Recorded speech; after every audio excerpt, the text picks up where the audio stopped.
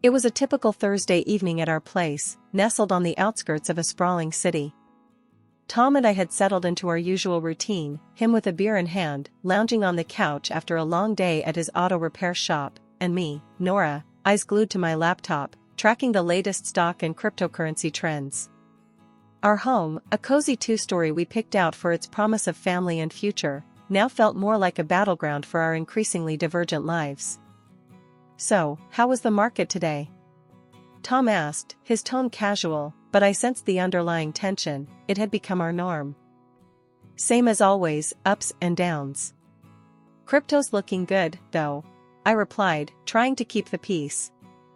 Tom scoffed, setting his beer down with a little too much force. "Crypto, again? You know, not everything that glitters is gold, Nora." I sighed, closing my laptop, bracing for the conversation we'd had countless times. "And not every car that comes into your shop is worth fixing, but you do it anyway, because you see the value in it." "Why can't you see the value in what I'm doing?" "Because cars are real, Nora. You can touch them, fix them, sell them. What you're doing, throwing our money at the wind, hoping it'll fly back with more, it's just reckless." I felt the anger bubble up, the same old argument wearing thin. "Reckless? It's not reckless, Tom. It's calculated. There's a difference between gambling and investing.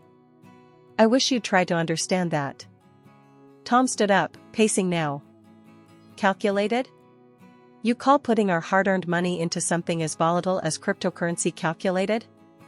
"Yes, I do, because I don't go in blind. I research, I study trends, I make informed decisions. It's no different from what you do with your shop." "My shop is a sure thing, Nora. People always need car repairs. But this? This is just a phase. What happens when it crashes, huh? What then? We could lose money in any investment, Tom. The shop could falter. Nothing's guaranteed. But we've seen good returns on my investments. Isn't that worth something?" Tom stopped pacing, running a hand through his hair in frustration.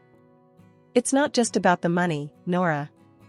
It's about security, about not risking everything on a damn coin flip. Why can't we invest more in the shop, expand it? That's a real, tangible way to grow our money. And put all our eggs in one basket? What if something happens to the shop, Tom? Diversification is key. That's investing 101. He shook his head, the gap between our perspectives as vast as ever. "Diversification, sure. But into something stable, not this digital fairy dust." I stood up now, feeling the need to defend my choices, my independence. "You know, for someone who runs his own business, you're surprisingly close-minded.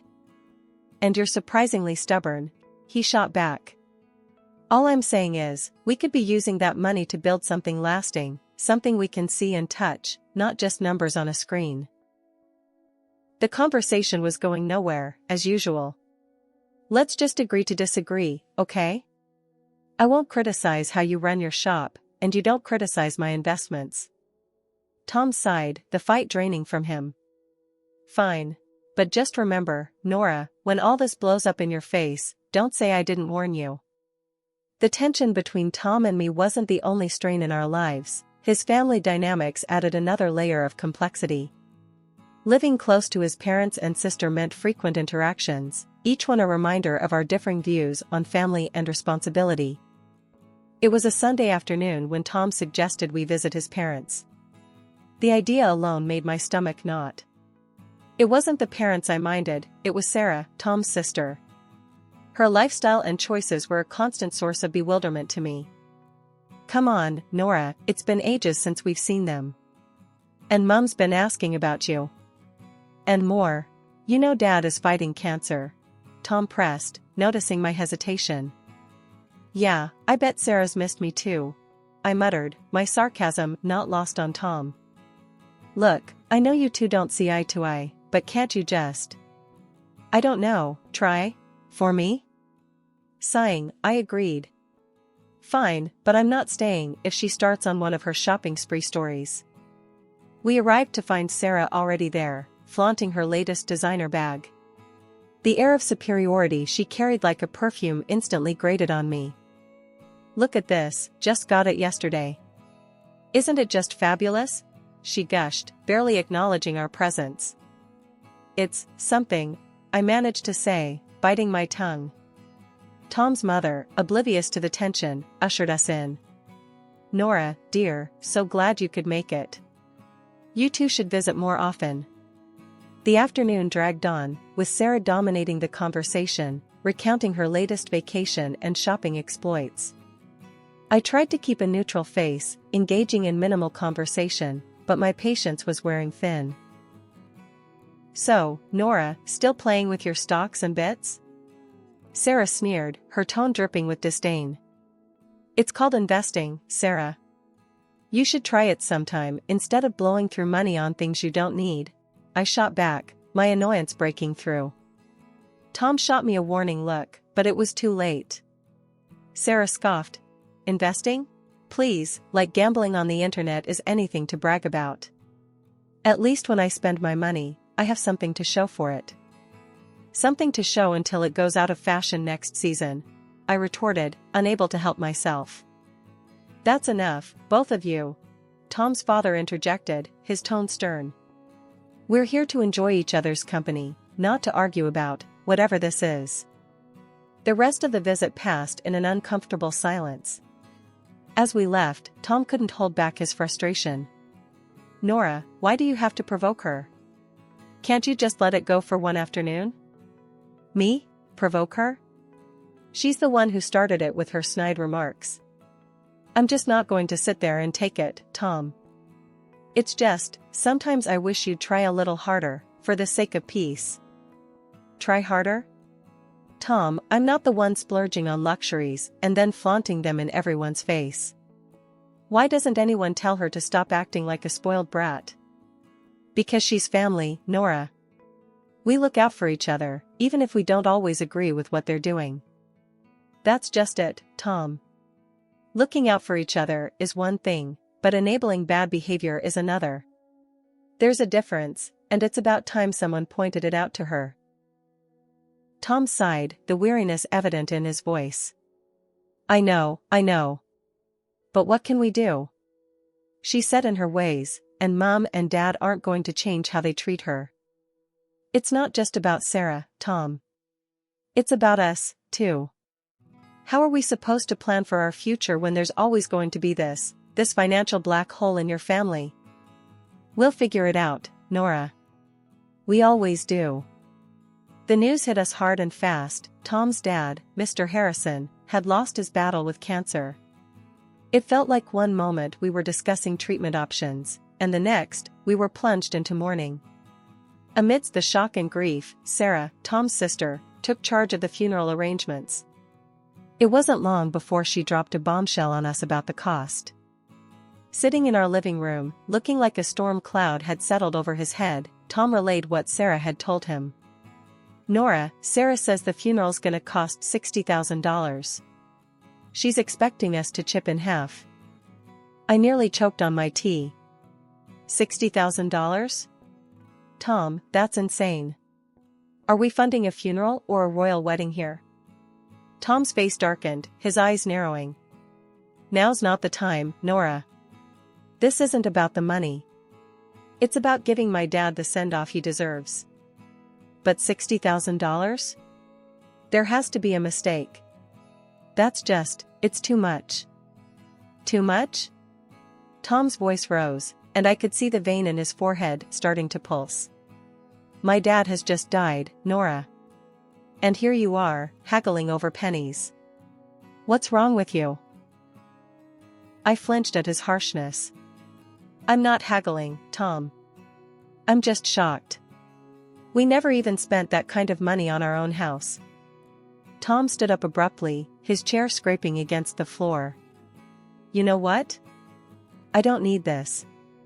I don't need you telling me what's too much for my own father's funeral. If you can't see past your damn spreadsheets for once, maybe you should just stay out of it.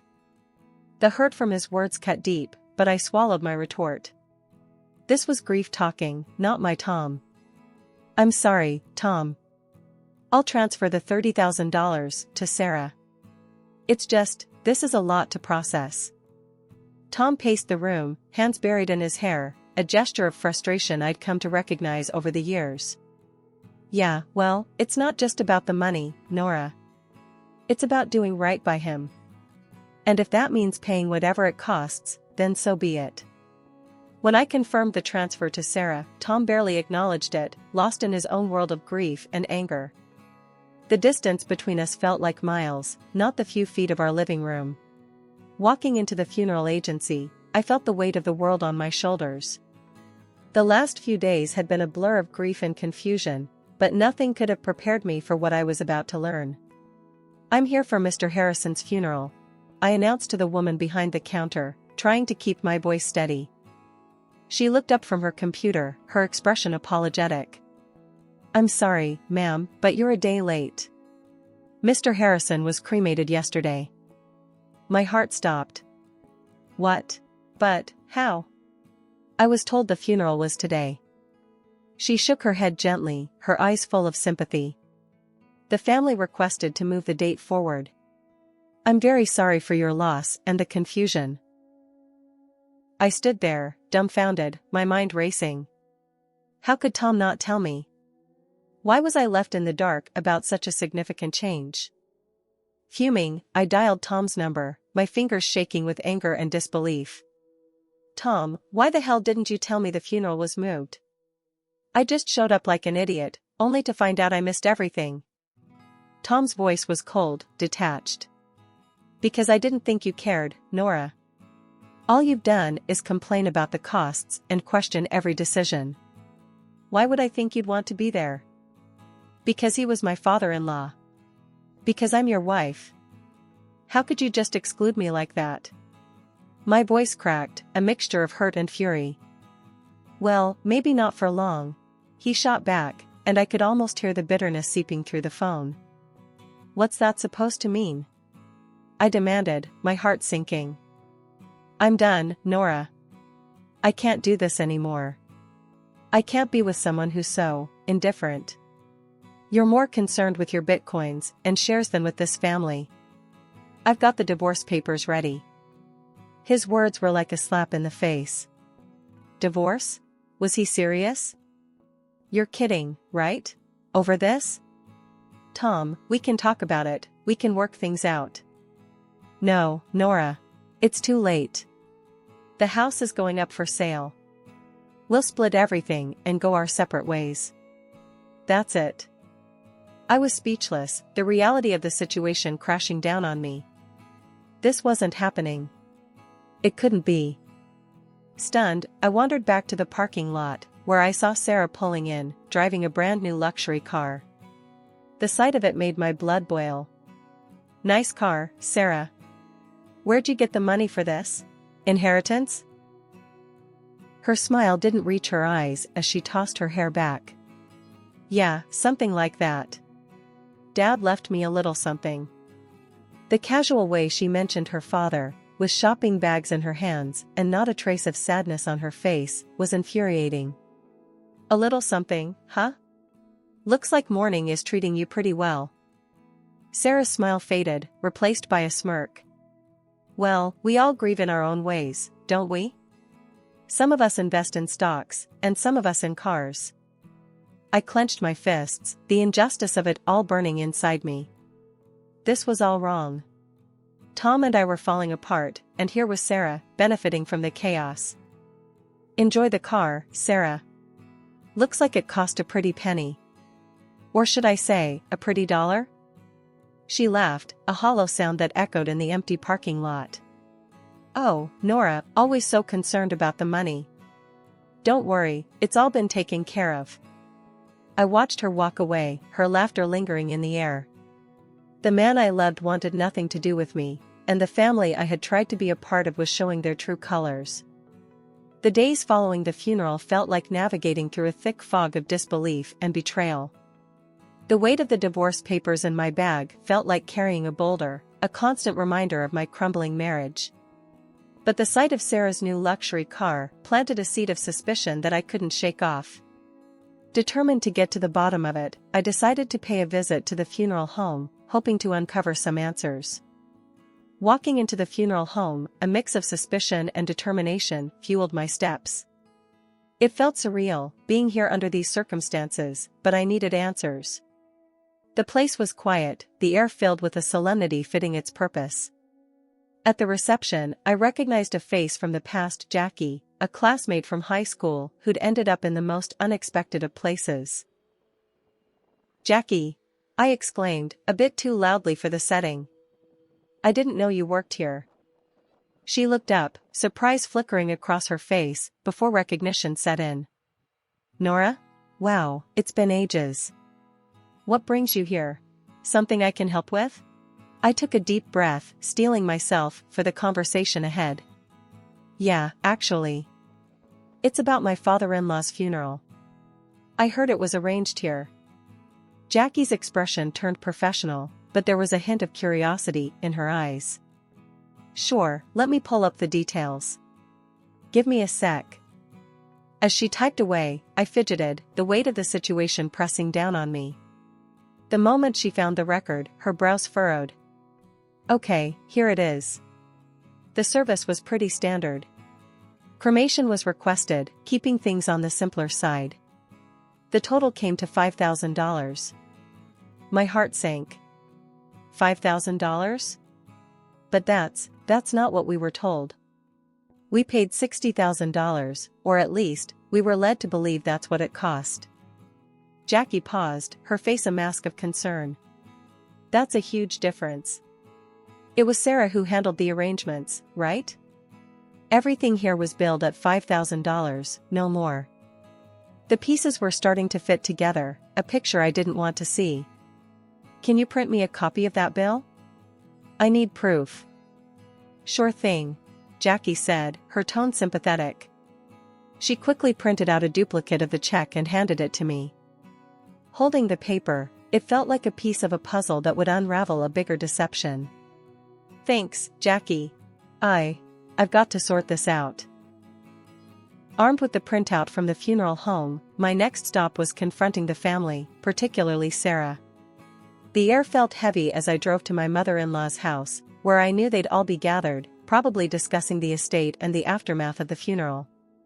My stomach churned with a mix of dread and determination.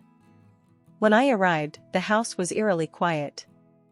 I hesitated at the door, gathering my courage before stepping inside.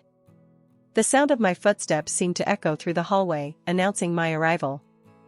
In the living room, Tom, Sarah, and my mother-in-law were seated, looking like a picture of mourning that was about to be shattered. My mother-in-law, her eyes shadowed with grief, broke the silence first. "Dear, we missed you yesterday at the funeral. We thought you'd be there." Taking a deep breath, I replied, "I was told it was today." "I'm so sorry for your loss," my voice steady, despite the churn of emotions inside me. I then turned to Tom. "Can we talk? In private?" I hoped to spare his mother any more distress. Tom's response cut through the room. "No secrets here. You're not part of this family anymore, remember?" His words stung, but I pushed on, pulling out the check from the funeral home. "Then explain this to me. The funeral cost $5,000, not the $60,000, Sarah claimed. Where did the rest go?" Tom looked genuinely shocked, turning to Sarah with a bewildered, "What's this about?" Sarah squirmed under our gazes. I needed the money," she finally admitted, her voice small. The revelation seemed to hang in the air until Tom's mom, overhearing, added, "Your father saved for his own farewell. I even gave Sarah $10,000 more to cover everything." I did the math out loud, tension rising. $70,000 in total, and only $5,000 spent. "Sarah, where's the rest?" Flustered, Sarah confessed to splurging the money on a new car for herself, her gaze darting away, unable to meet mine. I expected Tom to explode, but instead, he almost tenderly told Sarah, "You shouldn't have done that. Be more careful next time." His response floored me. Careful? She committed fraud, Tom. And you're okay with that? Tom's justification left me reeling. You wouldn't understand. You've got no family, you don't get what it means to stick together. That was the last straw. In front of them all, I signed the divorce papers with a flourish. Sarah, you owe me $30,000. Pay up, or I'm going to the police. Tom's protests followed me out the door, but I didn't look back. I'd seen enough, heard enough. The betrayal was complete, and so was my resolve. As I walked away, the finality of my actions settled in. There was no going back, only forward from here, away from the lies and the deceit that had marred what I once thought of as family. Packing up my life into boxes felt surreal, like I was an observer in my own story. The for sale sign outside the house was a stark reminder of the finality of it all. By afternoon, I was settling into a small apartment that felt more like a fresh start than a downgrade. That evening, as I was sorting through the remnants of my past life, my phone rang. Tom's name flashed on the screen, a name I no longer felt attached to. I answered, curiosity edging out resentment. Nora, you need to back off, Sarah. Tom's voice came through, tinged with an uncharacteristic harshness. Back off? I laughed, cold and sharp. Not a chance, Tom. She took from me, and I want it back. Your sister's a thief. Tom was silent for a moment. She's family. You wouldn't understand. Family? I scoffed. That ship has sailed, Tom. As far as I'm concerned, you and your sister are just people I used to know. He tried to argue, but I cut him off. Save it. Sarah has 2 weeks to return my money, or I'm pressing charges. And you? Stay out of it. You're nothing to me now. Hanging up, I felt a mix of sadness and liberation. The man I once loved was now just another obstacle in my path to reclaiming my life. 2 weeks later, a knock at my door heralded the return of my $30,000. Sarah stood there, her posture defiant, a sneer playing on her lips. Here's your money, she spat, thrusting an envelope into my hands. Happy now, you money-grubbing witch? I took the envelope, my gaze steady. It's not about the money, Sarah. It's about principle. About not letting you walk all over people. She laughed, hollow and bitter. Whatever helps you sleep at night. As she turned to leave, I called out. Just remember, Sarah. Karma's a real pain. What goes around, comes around. Closing the door, I leaned against it, the envelope heavy in my hand. The money was a small victory, but the real win was standing up for myself, refusing to be a victim of their greed and lies. Life had found a new rhythm, calmer and more predictable, when out of the blue, my phone rang, displaying a number I hadn't seen in a while. It was Tom, a voice from a past I had neatly folded away. Hey, I need a favor. A big one. Tom's voice sounded more worn than I remembered. I paused, the suddenness of the call throwing me. A favor? Tom, we're past favors, don't you think? It's Sarah. She's in deep this time. Debt's up to her eyeballs, and the wolves are at the door. We've sold everything, the house, the shop, it's still not enough. His words took a moment to sink in. And you're calling me why? I'm not part of this circus anymore, Tom.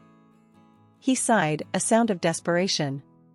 Come on, don't be like that. You got out, made it big with your trading. Can't you spare something, for old time's sake? I couldn't believe what I was hearing. After everything, he still saw me as a lifeline for their mess. Spare something? For her? After she nearly ruined us with her lies? You've got some nerve, Tom. It's not just for her. It's for all of us. You wouldn't be where you are without me. Don't forget that, he countered, his voice edged with bitterness. A laugh, sharp and short, escaped me. Where I am is despite you, not because of you. You think I owe you? That's rich. There was silence on the line, heavy and uncomfortable. So, that's it then? You're going to turn your back on us? Us? There is no us, Tom. There hasn't been for a long time. And as for turning my back, I think you've got me confused with someone who still cares.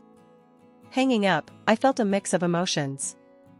Anger, yes, but also relief.